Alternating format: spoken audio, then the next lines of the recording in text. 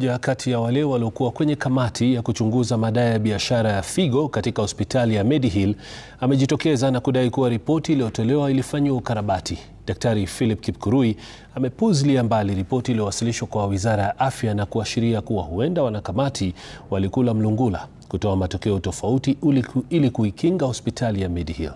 Stephen Leto anaarifu zaidi. Baada ya jumba la afya kutoa kucha zake kuhusiana na utapeli wa figo katika hospitali ya Mediheal Eldoret, sasa baadhi ya wanakamati wamejitokeza na kupasua mbarika. Daktari Philip Kipkurui ambaye ni daktari mkuu wa figo katika hospitali ya MTRH Eldoret, aliyekuwa mmoja wa wanakamati kwenye uchunguzi huo, amejitokeza wazi na kudai kuwa ripoti iliyowasilishwa ilimwagiwa maji. So most important critical aspect was removed, excluded in the report, the final report, demonstrating that the donors came from Far East, Middle East and the East Europe. Actually, it's an indicator somebody specifically chose not to include. Kulingana na ripoti hiyo, iliorodhesha kuwa wale waliokuwa wakiuza figo kwa hospitali ya Mediheal si wa Kenya. Hata hivyo, uchunguzi sahihi ni kuwa waliokuwa wakitoa figo ni vijana kutoka nchini ambao walihadaiwa na pesa kisha kutoa figo zao kwa Mediheal. Donors had been given foreign names, yet the donors were local boys just from within Eldoret, or even as far as Homa Bay, Kisumu, Bungoma, all the way Kakamega, through Nandi, Uasin Gishu, Elgeyo Marakwet, Baringo, even to Nakuru.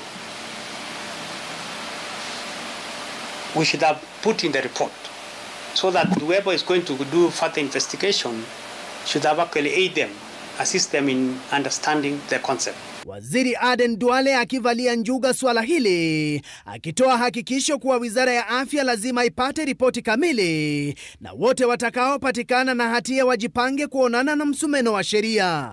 The report produced by the team was not signed because of dissenting opinions of some team members on the recommendation.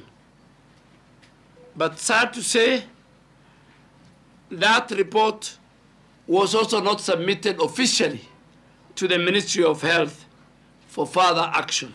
Kwenye ripoti hiyo, haijaonyesha ni kwa nini raia wa mataifa yaliyoendelea kama vile Ujerumani na Israeli wanakuja humu nchini kupata figo. Kipengee hicho kiliondolewa ili kuziba nyufa za uwezekano wa kuwepo na ulanguzi wa figo. Maswali mengi yanadaiwa kuondolewa kwenye ripoti hiyo, ambayo sasa Waziri Duale amewahakikishia Wakenya kuwa ukweli utadhihirika kwa muda usio mrefu. Stephen Leto, runinga ya Citizen.